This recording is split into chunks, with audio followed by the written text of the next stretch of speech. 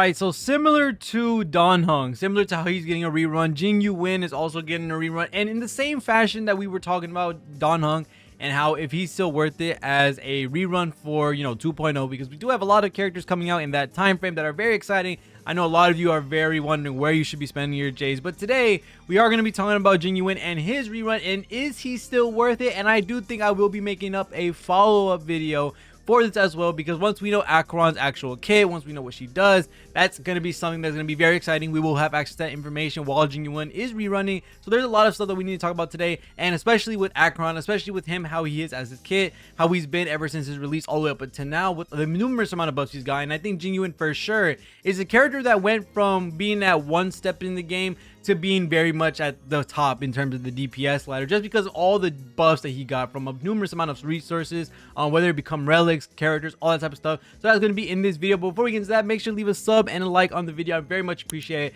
A very small percentage of you are actually sub that watch my videos, so it'd be really cool if y'all did so. And also, really quickly before the video starts, a word from our sponsor. Do you want to stay free to play and have an account like mine, have a pay to play experience but without spending a dime? Then you should look into the Discord server Leeway Harbor, where they do a multitude of giveaways and even give out free Discord Nitro monthly passes and even more just for chatting in their server filled with an active Hoyo centered community. They have events, giveaways, and so much more to take part in. So if you're interested, make sure to join in the link down in the description below. Now let's get back into the video. Going back into the game, let's go ahead and start talking about how Jing Yuan works, where he's going to be buffed in certain situations or certain areas where he's been in, how he's in the meta, how he is against certain other characters. We're going to be talking about all that right now. So looking at Jing Yuan, what is his major game plan? Well, for Jing Yuan, his majority amount of damage is going to be coming from his Lightning Lord when it comes to certain situations, which I would be thinking it would be 3 or less enemies. And then we also have parts of his kit as well that work with against the whole wave, which is a very good thing, especially with modes like Pure Fiction and the newer MOCs. We are fighting a lot of characters at the exact same time, and having this amount of damage that can go against everyone, going against the whole entire wave, that's a very good thing for a lot of units going forward. And the fact that we're seeing that come to light is a very great thing. And even if there's not a bunch of enemies on the field, we have Lightning Lord to nuke down that single enemy, especially with the toughness bar, especially with some of the other characters that are coming out. Jing Yuan has been by far such an amazingly evolved DPS as of late, and it's a really good thing for all Jing Yuan mains out there, or for people that are looking for Jing Yuan. So let's go ahead and start talking about all the other things that don't relate around this kit, because he is kind of cool when it comes to his crit rate, how much he gets, because he gets the minor traces. He also has the full-on Bajer trace that gives you 10% crit rate, so he is a little bit easier to build in the crit department. But we do have to remember that he is a slightly harder character to build, just because to min-max him, you do really have to pay attention to his speed. You do have to build characters that go along with Jing Yuan, and that's going to be something we're going to be talking about as well in this video, with all the characters that have come out that help them to the point where now he's one of the better DPS in terms of how much raw strength he has when coupled with the right amount of units, which always, that's how you should be looking at characters in their better situations, because we basically put them in their best situations regardless. So looking at Jing Yuan, what does he really need to build towards? What does he really need to do? And a lot of it comes down to, of course, crit damage, crit rate, and the attack stat, but we also need to look at speed. Speed is something very important in Jing Yuan, because he does have his Lightning Lord, which is going to be a separate entity from him, and it's kind of like how Topaz and Numbi are if you're already acquainted with those characters.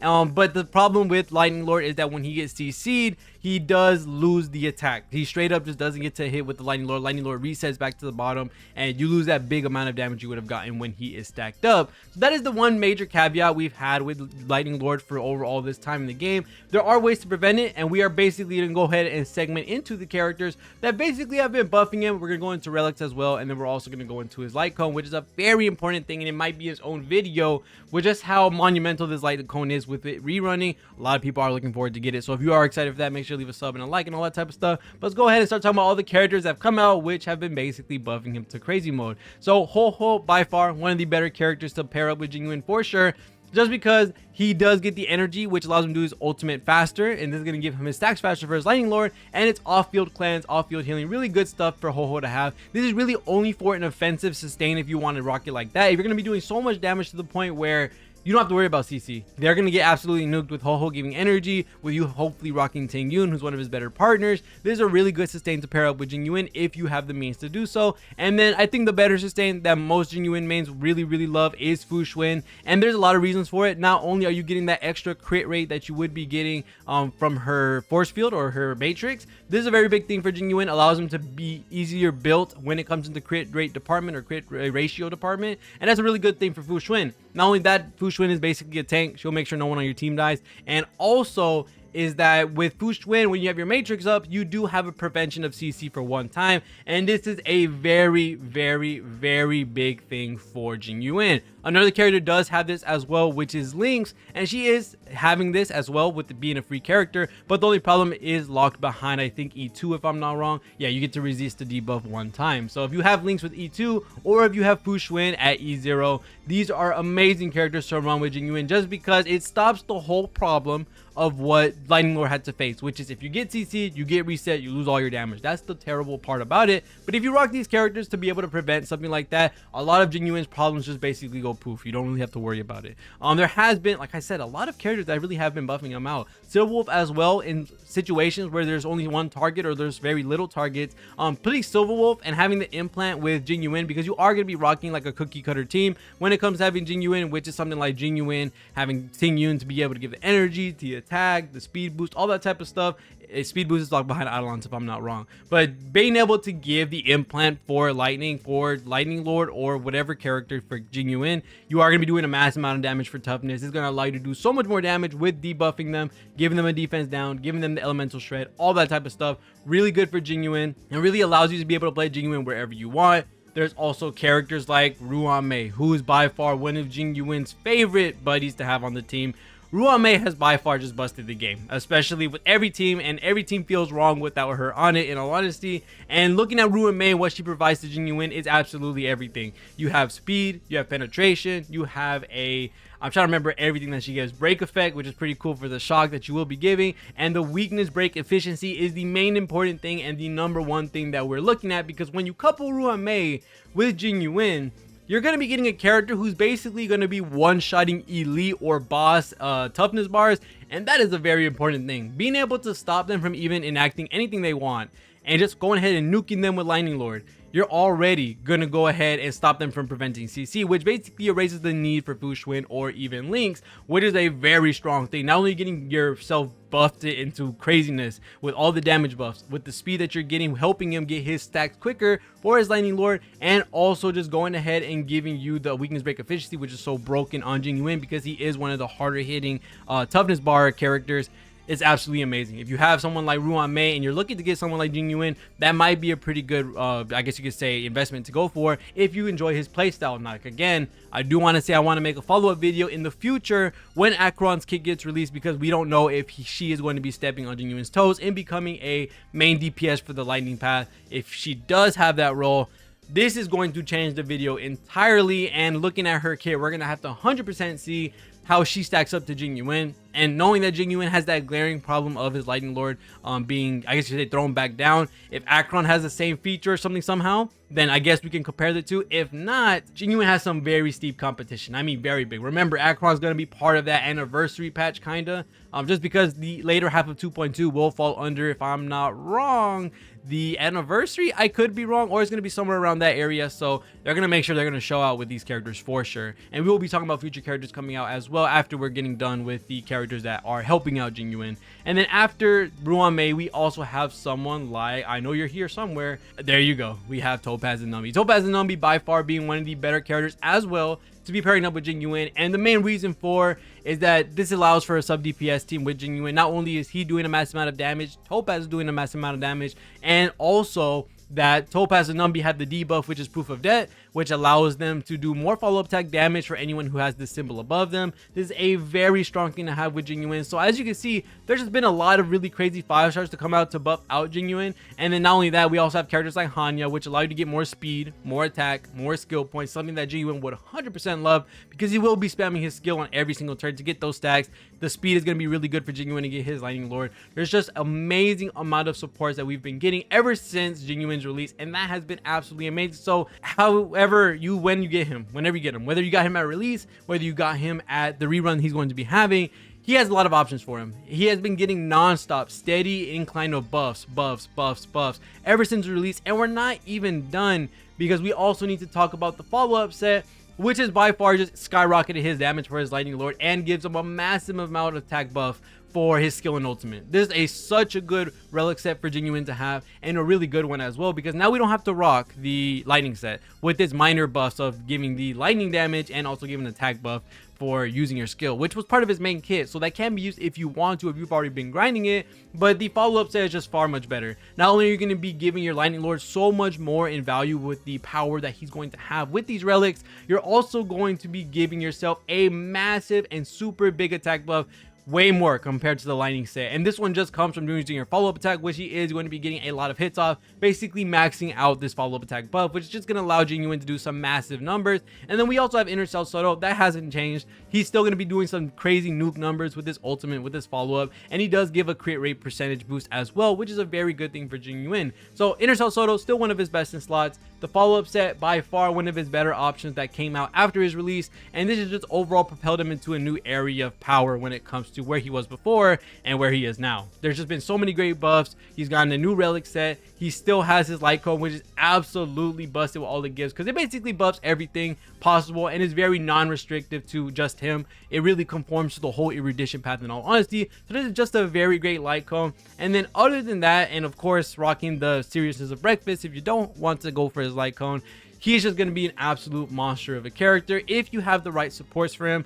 And again, before we continue, like I said, before he comes out, before we see his rerun come out, or when he does get his rerun, we'd still need to talk about Acheron when she does release, which is a character we're going to be talking about as well, because she is lightning and she is nihility, and the fact that Kafka is lightning nihility as well, I don't think they're going to tread on Kafka right now. Kafka is a very big fan favorite. Kafka is the leader of her own team, so seeing that we're getting another lightning nihility character, they're by far not going to be making her a dot unit. Most likely she's probably going to be doing something way different, either being a full-on debuffer, which I don't think they do to Acheron, because she is a big character in the Hoyoverse sphere.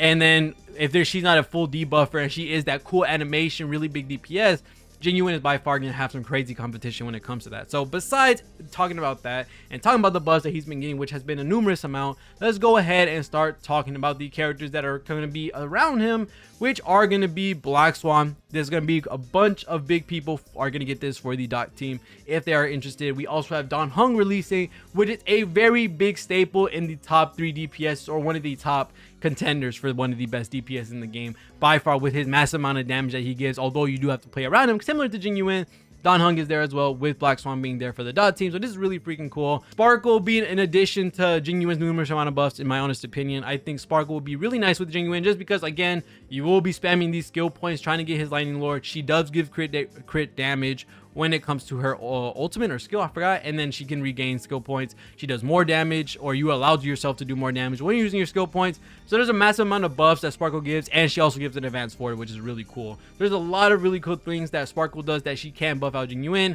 So this is another addition to the buff list when it comes to Jing Yuan. So if you are excited to be getting this guy, you have a numerous amount of buffs waiting for you. He is not the same character he was a long time ago. He is by far a for sure usable unit. She is a good unit. He is a good unit.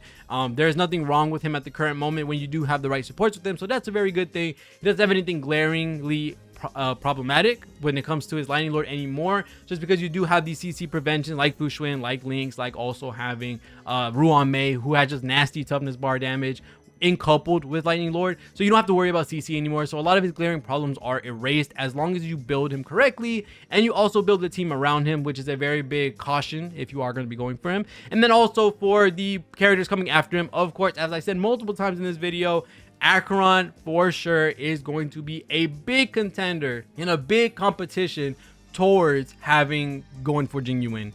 If she is an actual DPS unit, and we will have this information while he is rerunning, so there's no need to immediately go summon for him. I will be making a follow-up video as soon as we get any type of crumbs for Acheron's kit, because like I said, I don't think Kafka's spot is going to be anywhere in danger, while Jing Yuan possibly might be with where I'm going to see Acheron. I think Acheron's by far going to be some crazy character, especially with her being the reference to a popular character in multitude of Hoyoverse games. So Acheron for sure is a character we got to look forward to and seeing how she goes and compares to Jing Yuan. And then we also have a Sustainio, which is adventuring, which is very cool looking. I can't wait to see what he's going to be doing as a preservation unit. We haven't gotten many shield oriented preservation units, so hopefully he does the same. And then not only that, we also have the whatever 2.2 characters are. We have 2.2 reruns. That's far in the future, but with the reruns in specific, there's only a couple of characters they can really do. I think Luocha is at this point forced to be on 2.2, which is a really bad thing for Luocha lovers or whatever. Because if it's not Annie for Aventurine or Acheron, which I think it might be Aventurine, I'm wrong. My timeline, scheduling is not the best.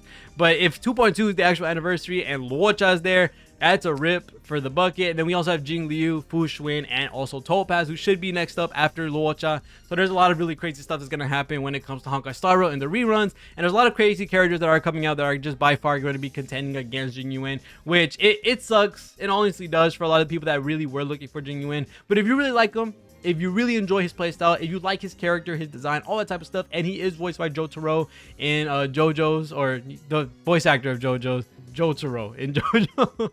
If you like that voice actor, he is the JP voice of Jing Yuan, so it's super cool. But other than that, that's gonna be it for this video. Let me know what y'all think about our general, how you feel about him. Do you think he's still worth it? Are you gonna be pulling for him? Like I said, wait for Acheron's kit. I don't want you double dipping on the same type of playstyle. But that's gonna be it for this video. Thank you guys so much for watching. Make sure to leave a like. Oh my god, make sure to leave a like and sub on the video. And thank you guys so much for watching. See you on the next one, and peace.